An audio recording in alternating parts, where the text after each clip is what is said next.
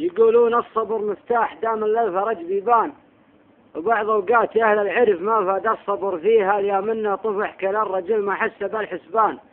يسجل الرجل قدامه ولا يحسب خطاويها، وأنا من بعد هذا الصدر صغت القافل يا سلطان على البحر الطويل أبدع طواريقي وأغنيها وبوصلها لجمع الناس قاف وافي مليانة، لأن الناس تسمعها وتنصف في معانيها. وأنا اللي هاضن يقولونه عن المطلان، يقولون أن ذا لهم طيري ما يخليها، خسيتم من خسيتم يا شرادم يا تلاب الظان.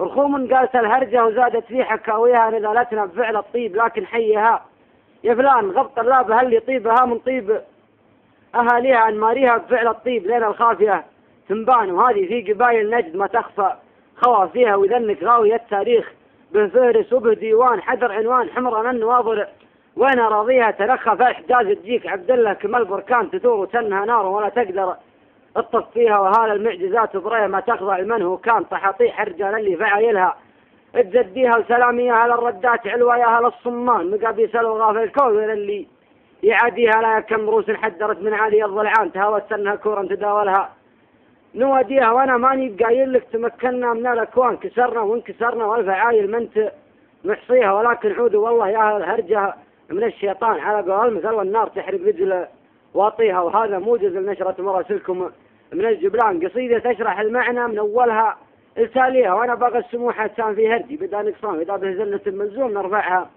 ونمحيها. وبختام القصيدة يا سلام الله على المطلان لا يا لابت النفخر لذكرة بساميها. سلام.